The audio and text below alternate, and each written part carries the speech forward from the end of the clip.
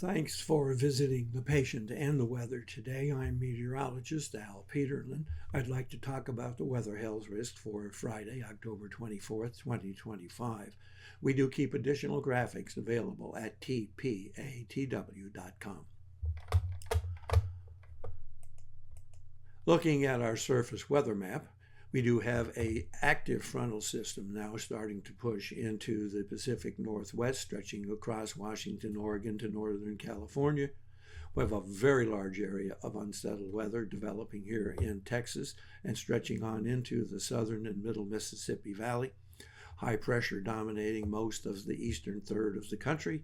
We do have a little bit of lingering shower activity up here in the New England area, and some showers again holding around the southern Florida. Looking at the vitality index, which is our map, our composite map of all of those weather elements that can impact human health, we have three principal areas of activity. As we mentioned earlier, the Pacific Northwest, a really significant area here in Texas up into the southern and central plains, and of course that passing or moving out of the area weather risk across New England. Pressure change is always important for those who are sensitive to weather change, and we have falling pressure across the Pacific Northwest where that front is trying to come in, stretching from Northern California across Washington, Oregon into northern Idaho. We have rising pressure from that retreating front up here in New England and actually stretching from the Great Lakes down to the Middle Atlantic and up across New England. Temperature change can be significant at this time of the year, and we've had temperatures falling back toward more normal level, although it will remain rather warm here in the south. But we do have a temperature burst up here in eastern North Dakota, South Dakota, and portions of western Minnesota. We have a significant temperature fall here in South Texas, but we'll talk about that a little bit better as we get into the dew point temperature change. Dew point temperature risk is also very interesting. We see a surge of moisture running from Jacksonville across to Tallahassee and along the Gulf and up into the southern, into the central plains. We do notice that a serious dry line developing here in West Texas from Amarillo to El Paso, with moisture pumping ahead and a very strong dry line behind.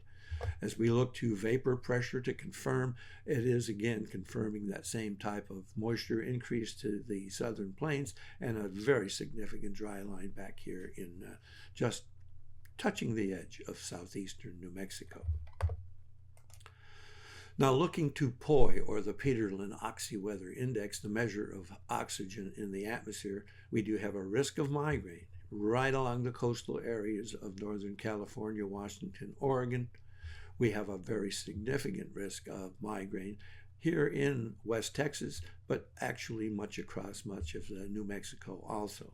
A third and final area of real strong migraine risk is everywhere from Michigan, all of the northern states through New England, and then from Pennsylvania south through West Virginia, Virginia, North Carolina into South Carolina, and picking up a portion of extreme eastern Tennessee. We will have a risk of asthma and arthritis across most of the northern states, from western Washington and Oregon, across Idaho, Montana, and getting significant here in the Dakotas, and especially in that area of Minnesota where we have that temperature surge.